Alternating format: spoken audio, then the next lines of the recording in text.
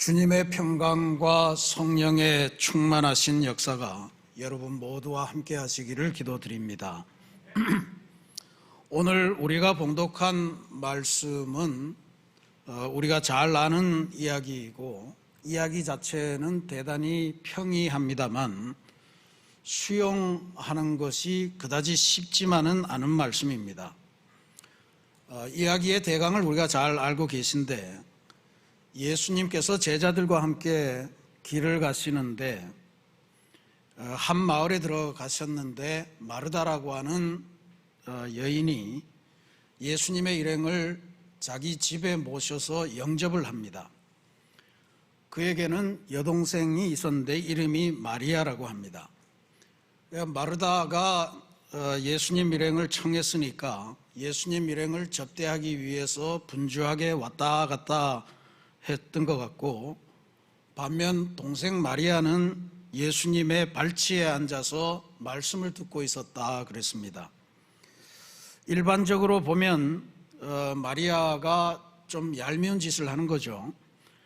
마르다도 금방 느끼고서 예수님에게 간접적으로 지금 접대해야 될 일이 많으니 마리아더러 좀 나와서 일손을 들어주게끔 한 말씀 해달라, 투정 같은 걸 부립니다.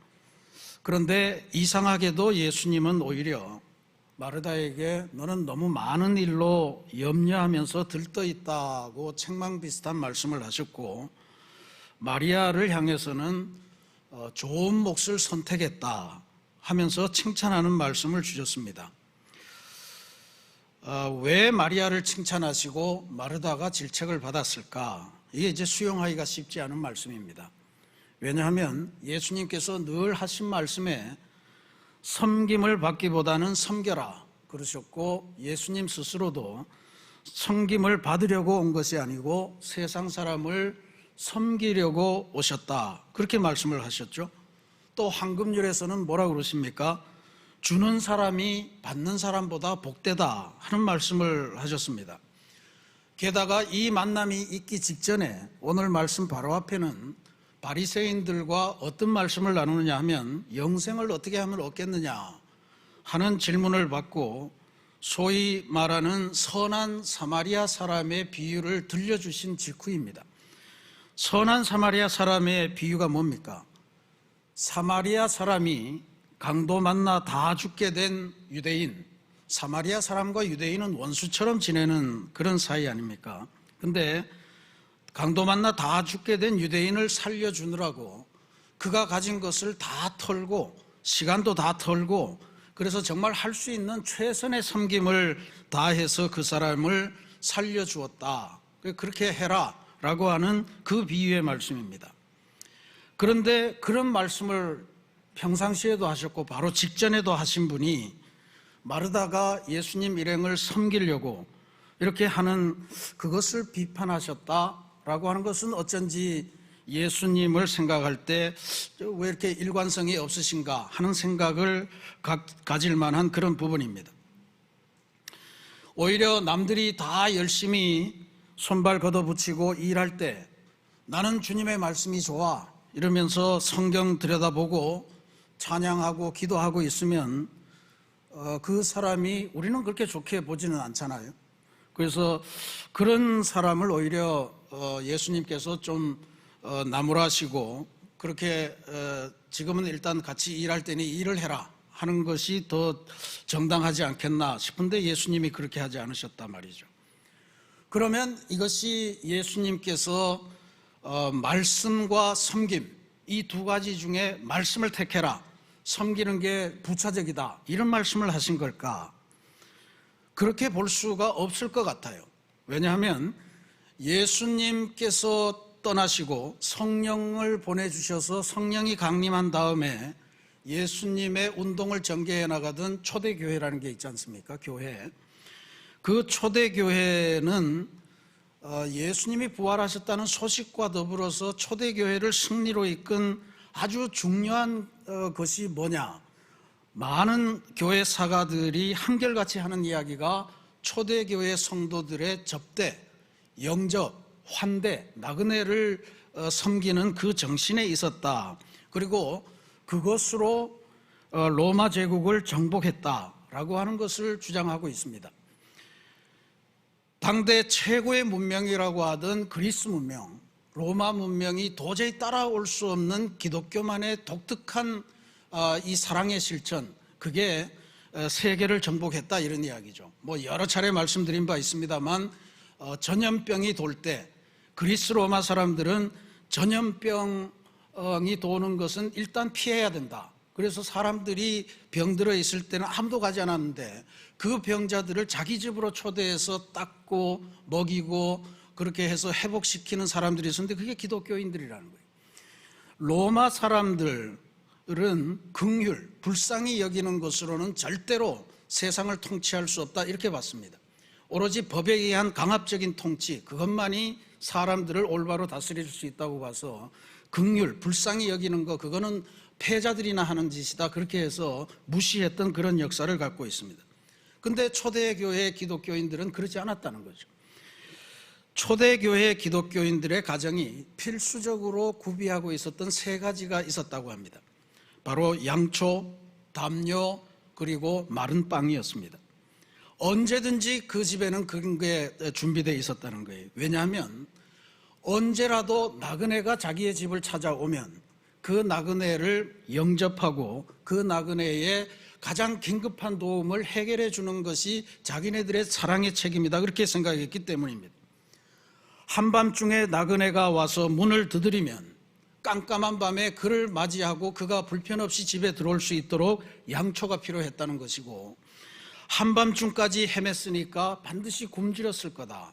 그래서 그의 허기를 달래기 위해서는 신속하게 마른 빵을 준비했다가 그에게 요기를 해주는 게 필요했고, 또 집안 어느 구석에선가 잠을 자야 될 텐데 잠을 잘 때 덮을 수 있도록 여분의 담요를 준비하는 것, 그게 초대교회 성도들 가정의 필수품이었다는 거예요. 그러니까 이렇게 보면 초대교회가 선교를 했던 것은 단순히 예수님의 부활하셨다 이 소식을 전한 것뿐만 아니고 예수님께서 알려주신 그 사랑의 환대, 그것을 나그네들을 향하여 적극적으로 실천했던 것, 그게 초대교회의 선교의 방식이었다 하는 것을 짐작할 수 있습니다. 그렇게 보면 우리가 잘 알고 있는 사도행전 2장 46절 47절 초대교회의 모습을 보여주는 이 구절에서 초대교회의 삶을 이해할 수 있는 또 다른 단서 같은 걸 발견할 수가 있습니다. 구절이 이렇습니다. 날마다 마음을 같이하여 성전에 모이기를 힘쓰고 집에서 떡을 떼며 기쁨과 순전한 마음으로 음식을 먹고 하나님을 찬미하며 또 온 백성에게 칭송을 받으니 주께서 구원받는 사람을 날마다 더하게 하시니라, 그럽니다. 이 구절을 보면 초대교회가 이렇게 부흥했구나, 이런 뭐 그냥 넘길 수도 있는 문제인데, 여기 보면 몇 가지 우리가 확연하게 알 수 있는 게 있어요. 일단 초대교회 사람들에게 예배하고 식사, 그거는 따로 분리된 것이 아니고 하나였습니다. 예배 안에 밥 먹는 게 포함되어 있었고, 근데 그 예배 드리면서 밥을 먹고 하는 그 중에 수많은 사람들이 초대되었다는 이야기예요. 보십시오. 여기에 온 백성에게 칭송을 받았다. 그러니까 여기에는 유대인만의 공간이 아니고 유대인과 이방인 가리지 않고 모든 사람들이 예배에 초대가 됐고, 예배에 초대된 사람은 함께 음식을 나눠 먹었고, 그걸 통해서 이 성도들의 환대와 영접을 통해서 그리스도의 사랑을 느끼고 그리스도인으로 변화되어 갔다는 것을 증언하는 그런 말씀이거든요. 그러니까 이게 초대교회 선교에서는 대단히 중요한 역사고, 초대교회가 이런 사랑의 실천으로 당대 최고의 문명의 논리들을 깨고 당대의 지배적인 종교가 될 수 있었다라고 하는 것을 초대교회 사가들이 열심히 증거하고 있습니다. 바울도 그의 제자 되는 디모데를 통해서 목회할 때 성도들에게 이런 권면을 꼭 하라고 여러 차례 당부했는데, 대표적인 게 이 말씀입니다. 네가 이 세대에서 부한 자들을 명하여 마음을 높이지 말고 정함이 없는 재물에 소망을 두지 말게 해라. 부자들에게 이런 명령을 하라는 거예요. 마음을 높이지 마라. 교만하지 말라는 뜻이죠. 그 다음에 정함이 없는 재물에 소망을 두지 말아라. 부정한 재물에 소망 두지 말고 오직 우리에게 모든 것을 후히 주사 누리게 하시는 하나님께 소망을 두라. 그리고 선을 행하고 선한 사업을 많이 하고 나누어 주기를 좋아하고 너그러운 자가 되게 하라.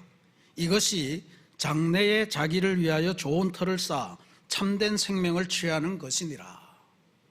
바로 참된 생명, 영원한 생명을 얻기 위해서는 이런 과정들이 필요하다는 거예요. 이게 초대교회의 아주 핵심적인 사랑의 실천의 덕목이고 선교의 방법이었다라고 하는 것을 알 수가 있습니다. 마르다가 행했던 이 행동, 여행에 지친 예수님 일행, 최소한 13명이 되는 거 아니에요? 예수님과 12제자. 대단한 부대입니다. 그걸 한 가정에 모셔드리는 것도 쉬운 일이 아닌데 아마 먹이기도 해야 됐고 씻기기도 하고 쉬기도 하고 이런 여러 가지 과정들이 있었겠죠. 그거 자체가 얼마나 초대교회 정신에 부합하는 아름다운 행동입니까? 당연히 칭찬받아야 되고 당연히 권장되어야 될 사랑입니다. 왜냐하면 초대교회의 성도들은 만남이라고 하는 것을 결코 가벼이 여기지 않았습니다. 내가 좋아하는 사람들과만 만나는 것이 아니고 낯선 나그네를 환대하는 것, 그게 초대교회의 기본이었다는 이야기예요. 요즘 세상이 어수선한데 지난 주간에 정말로 아주 놀랍고 감동스러운 일을 하나 보았습니다.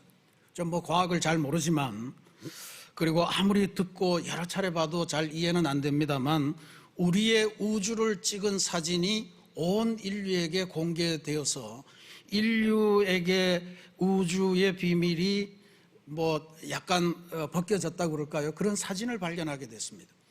저게 미국의 나사라고 하는 미 항공 우주국이 있는데 그 우주국에서 100억 달러, 우리 돈으로 한 13조 원 정도 들여서 우주 관찰 망원경을 만드는데 이름이 제임스 웹이래요. 근데 그 제임스 웹을 이제 우주에 보내서 사진을 1년 반 동안 찍어서 그 찍은 작품을 처음으로 공개를 했다는 거예요. 저게 굉장히 선명하잖아요. 저게 우주의 모습이랍니다. 근데 저거는 사진으로 찍었으니까 이렇게 평면으로 보이는데 저기에 보면요, 이렇게 네모칸으로 이렇게 보기 좋게 만들어 놓은 저기에 보면 빛이 이렇게 굽어서 노란 빛이 이렇게 굽어 있는 거인데 저게 굽어 있을수록 먼 곳에서 보이는 불빛이래요. 먼 곳에서. 그러니까 우주의 저 구석에 있는 불빛이 이렇게 보이는 겁니다. 그리고 그 빛이라고 하는 게 우리가 동시에 보는 것이 아니고 이게 너무 멀리 있는 거기 때문에 한참 과거의 빛이 지금 우리에게 비친다고 그래요. 과학자들이 말하기를 지금 우리가 태양빛을 이렇게 보는데 그 태양빛도 8분 전에 태양이 보낸 빛을 우리가 보는 거라고 그럽니다. 근데 저기 네모칸에 나오는 것 중에는 그분들이 이야기하기를 130억 년 전에 우주 어느 편에서 보낸 빛을 지금 우리가 찍었다, 이런 이야기예요. 믿거나 말거나입니다. 믿거나 말거나고 어떻게 130억 년을 측정할 수 있는지도 어려운 이야기인데, 그러니까 그럴 정도로 어마어마한 거예요. 어마어마한 거고, 또 우주의 신비 같은 게 점점 더 드러나는 건데, 어떤 저게 이제 보이는 별 하나하나가 수천만 개의 별이 모여 있는 은하라고 하는 거거든요. 근데 그 은하계 중에 몇 가지가 소개됐는데, 춤추는 은하, 스테판의 오중주 은하, 그러니까 네 개가 있잖아요. 이렇게 네 개가 있는데 5개 중에서 4개가 막 돌아다닌대. 돌아다니는 게 별 하나가 돌아다니는 게 아니고 말씀드렸듯이 수천만 개에서 수조에 달하는 그런 별이 모인 것이 은하라고 하는데, 저것이 서로 접근도 했다가 떨어지기도 했다가 멀리서 보면 그런데요. 그래서 춤추는 은하라 하는 별명을 가질 정도로, 그러니까 별이 죽었다 살았다 막 그러나 봐요. 그 다음에 또 하나는 용골자리 성운이라는 건데, 저게 이제 우리가 지구상의 현재 과학으로 볼 수 있는 가장 선명한 그러한 성운, 은하라고 합니다. 저런 것들이 보이는데 저게 얼마나 먼 거냐? 7,600광년이라고 그래요. 빛이 1년 동안 가는 거리를 광년이라고 하는데, 빛이 1초에 지구를 7바퀴 반을 돈다는 거 아닙니까? 그러니까 7,600년을 가야 되는 그 거리에서 보낸 게 지금 우리한테 왔다, 이제 이런 이야기를 하는 거예요. 진짜 믿기도 어렵고. 근데 제가 왜 이 말씀을 드리냐 하면 우주가 너무너무 광대하다는 거예요. 우주가 어마어마하게 광대하다는 거예요. 저 보이는 별 하나 같은데 저게 수천만 개의 별이 운집해 있는 이른바 은하수고, 그 은하수가 1,000억 개가 있다는 겁니다. 지금까지 그 과학자들이 밝히는 바에 따르면 1,000억 개의 은하가 있고, 그 은하마다 수천만 개에서 수조 개에 달하는 별들이 운집해 있으면서 서로 명멸하고, 근데 지구는 그 중에 한 은하에 있는 한 태양계라고 하는 작은 것의 한 부분이에요. 이렇게 어마어마한 지구에서 우리가 만난 거예요. 우리가 만났다고요. 그 어마어마한 우주의 넓은 속에서. 그러니까 이 만남이 얼마나 귀한 겁니까? 이 만남이 얼마나 아름다운 거예요. 상상도 할 수 없는 거예요. 근데 인류가 처음 하나님께서 창조하셨을 때 보면 아담이 하와를 보고 뭐라고 그러냐 하면요, 탄성을 내부르죠. 이제야 나타났구나 이 사람, 뼈도 나의 뼈, 살도 나의 살. 그렇게 탄성을 저질러요. 그 다음부터는 뭐냐 그러면 살인의 역사가 시작이 돼요. 서로 좀 다르다고 살인하고, 서로 생각이 다르다고 배제하고, 서로 다르다고 차별하고, 그러면서 전쟁하고 미워하고 하는 역사가 계속돼요. 아니, 우주가 이렇게 어마어마한, 지금 이렇게 그냥 얼핏 따져봐도 숫자로도 도저히 가늠할 수 없는 그런 수천 조보다 더 높은 게 뭡니까? 하여튼 막 어마어마한 것 속에서 한 별에서 우리가 지금 만난 이 상황인데, 그게 조금 다르다고, 내가 모른다고, 내가 친하지 않다고 서로 대척하고 대립하고 배제하고 죽이고 미워하고 이럴 일이 아니다, 이런 이야기죠. 이게 정말로 귀한 만남인데, 저는 기독교 시인 중에 정현종이라는 시인을 참 좋아합니다만, 그분이 방문객이라고 하는 시인을 통해서 사람과 사람이 만나는 것을 이런 우주적인 사건으로 묘사하고 노래해요. 시가 이렇습니다. 사람이 나에게 온다는 건 실로 어마어마한 일이다. 그는 그의 과거와 현재와 그의 미래와 함께 오기 때문이다. 한 사람의 일생이 오기 때문이다. 사람이 오는 것이 그 사람의 일생, 우주 하나가 내게 오는 거다, 이렇게 감동적으로 묘사하고 있습니다. 부서지기 쉬운, 그래서 부서지기도 했을 그 마음이 오는 것이다. 그 갈피를 아마 바람은 더듬어 볼 수 있을 마음, 내 마음이 그런 바람을 흉내낸다면 필경 환대가 될 것이다. 무슨 이야기입니까? 내가 사람을 만난다는 거, 우리가 이렇게 만난다는 거는 어마어마한 우주적인 사건인데, 나에게 오는 그 사람의 실체를 내가 몰라요. 그 실체는 아마 어쩌면 바람만이 대답을 갖고 있는, 바람만이 아는 그런 건데, 우리가 그 바람을 살짝만이라도 흉내를 낼 수 있다면 우리들이 내게 오는 사람을 대하는 기본적인 태도는 필경, 적대가 아니고 환대일 거다라고 하는 그 말이에요. 만남의 우주적인 기쁨, 만남의 귀중함, 그것을 알려주는 말씀이죠. 저는 우주의 사진 이렇게 보면서 그 우주를 밝혀내면서 앞으로 지구와 비슷한 생명체가 있는 그런 별들이 언젠가는 발견될 거다, 이런 희망도 갖습니다만, 어쨌든 지금 우리가 이 세상에서 우리가 그리스도인으로서 또 교회로서 감당해야 될 가장 중요한 일은, 이 세상 살면서 너무 힘들어서 혹은 우리 인생이 너무 연약해서 부서지기가 쉽고 또 어쩌면 부서졌을지도 모를 그 나그네 인생들을 주님의 사랑으로 영접하고 주님께서 우리를 환대하셨던 것처럼 환대하는 그 일, 그건 결코 주님께서 부정하시지 않으리라, 그렇게 믿습니다. 그런데 우리는 이렇게 믿고 살아가는데, 세상 사람들은 요즘 그리스도인들을 보면서 저 교회는 진짜 교회만 생각하면 환대가 생각날까, 아니면 적대가 생각날까? 우리는 환대한다고 생각하는데, 요즘 통계들을 보면 세상 사람들은 교회를 볼 때마다 냉대, 천대, 박대, 적대, 이런 이미지를 떠올린다고 그러네요. 너무 억울합니다. 너무 억울해요. 우리가 7월 달을 시작하면서 선교를 회복하는 여름, 이렇게 주제를 잡고 시작을 하고 있는데, 저는 우리가 회복해야 될 이 선교, 그 선교의 핵심적인 의미는 바로 이 세상 나그네들을 향한 환대에 있다, 그렇게 봅니다. 우리가 살아가고 있는 이 한반도에만 주님의 사랑으로 영접해야 될 다양한 나그네들이 존재합니다. 우리 사회에 무려 600만 명 정도의 비정규직 노동자가 있다고 그래요. 한 해 한 해 계약하는 사람들이에요. 언제든 잘릴 수 있는 위험 속에 살아가는 사람들이에요. 그 중에 청년 실업자가 또 100만 명 있다고 그래요. 부모가 이혼하면서 할아버지 할머니에게 맡겨진 조선가정, 또 한부모 가정, 폭력에 시달리고 있는 청소년, 노숙인들, 홀로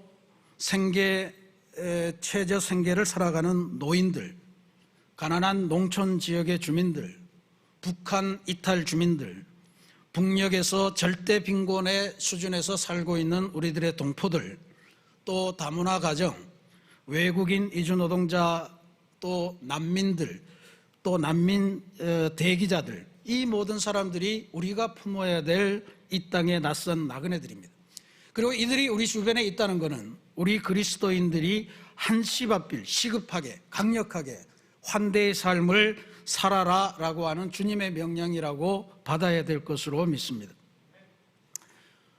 그런데 주님은 왜 마르다에게, 섬기는 마르다에게 질책을 하셨는가 하는 것도 우리는 그냥 지나쳐서는 안 될 거라고 봐요.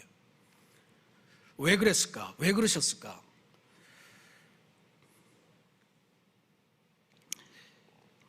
몇 가지 가능성이 있습니다.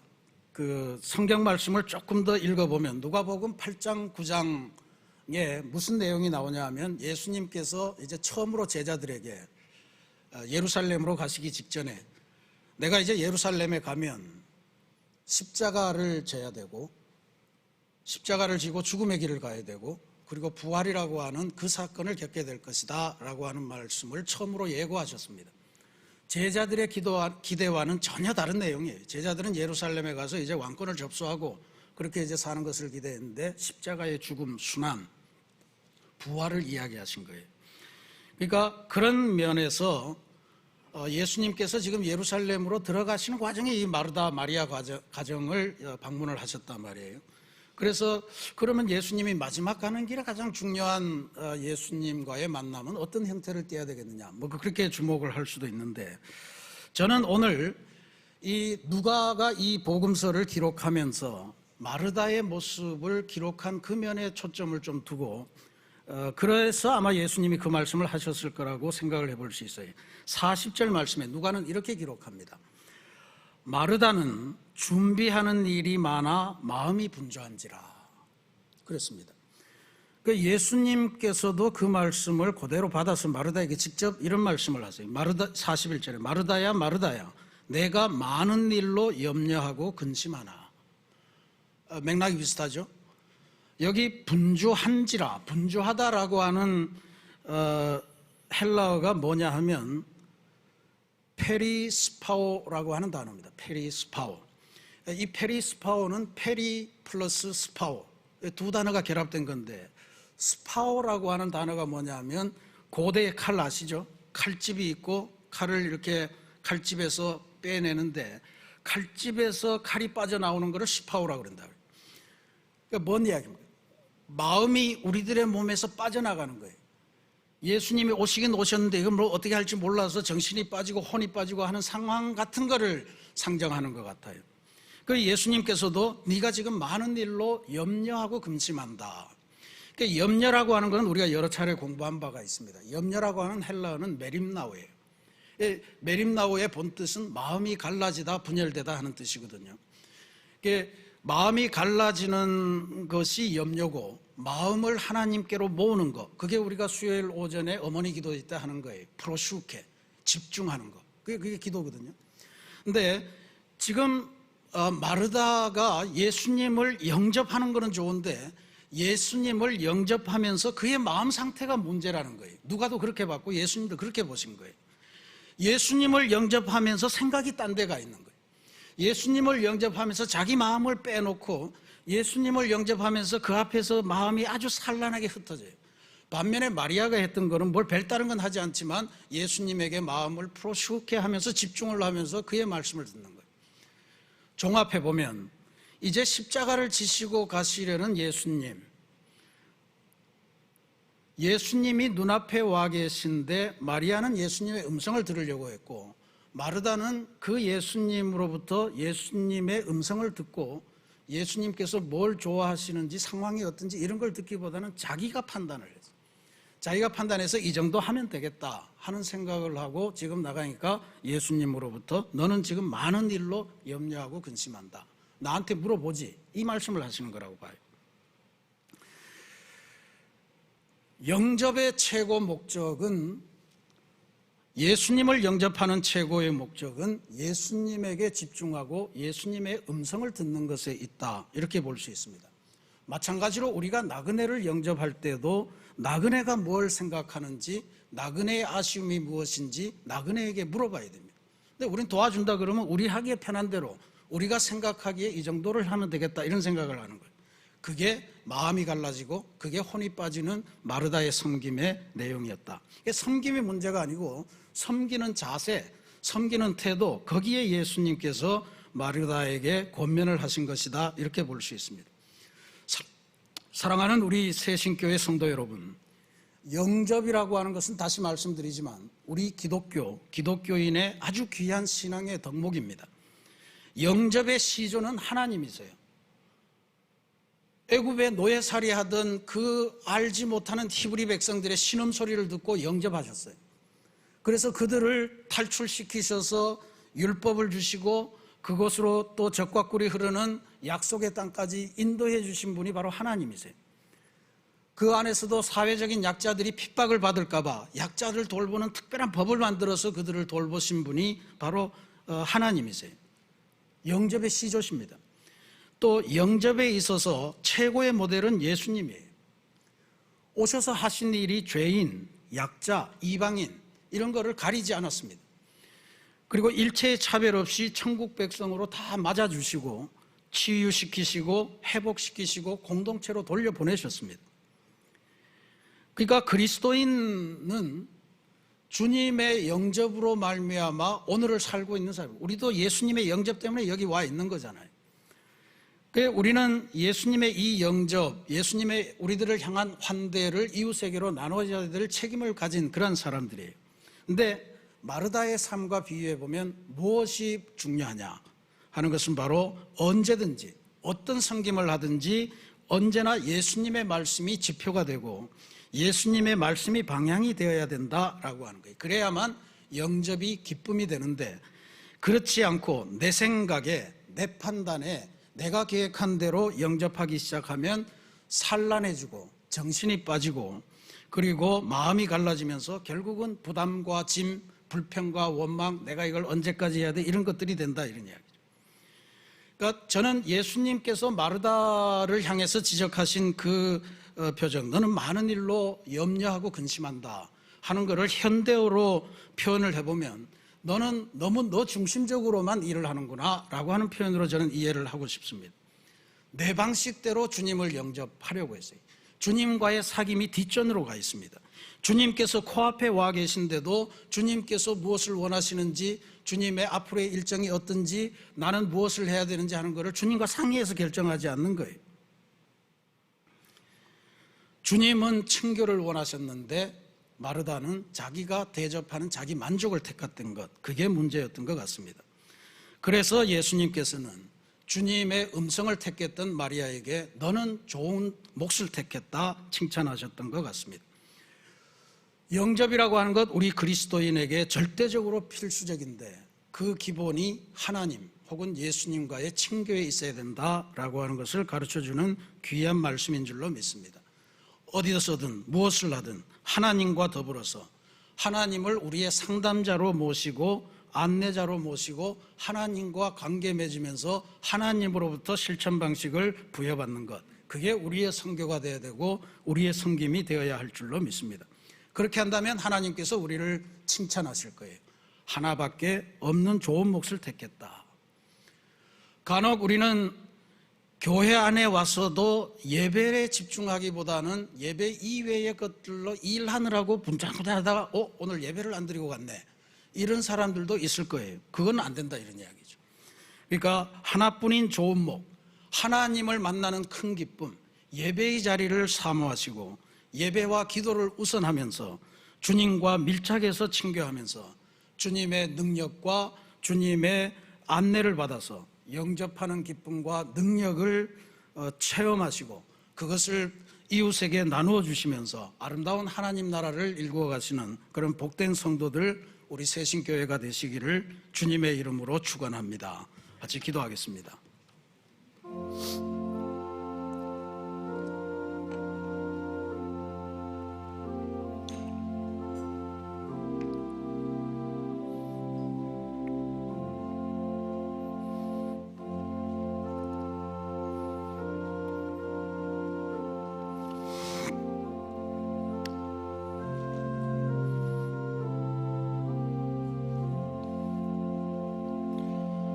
사랑의 하나님, 정말로 광대무변한 우주 속에서 우리가 인류로 부름받았는데 언어가 다르다고, 또 피부 색이 다르다고, 뭔가 좀 다르다고, 또 과거에 원한진 일이 있다고 전쟁하고 죽이고 하는 것이 일상이 되어버린 인류의 모습을 봅니다. 다시 한번 만나게 하신 하나님의 뜻을 기쁘게 생각하며 만남을 참으로 존귀하게 여기며 나그네를 환대하고 영접하는 사랑의 마음을 하나님을 닮아 예수님을 닮아 우리도 갖게 도와주옵소서. 무엇보다도 나그네를 환대할 때 주님의 사랑을 먼저 기억하게 하시고, 그래서 주님의 사랑에 빗나가지 않고 마음이 온전히 하나가 되어서 이 땅에 하나님의 아름다운 나라를 세워가는 그러한 거룩한 성도, 거룩한 교회로 변모하는 역사를 저희들에게 허락하여 주옵소서. 영접함으로 환대함으로 하나님의 성교가 확장되는 여름 맞이하기를 간절히 소망하며 예수님의 이름으로 기도합니다. 아멘.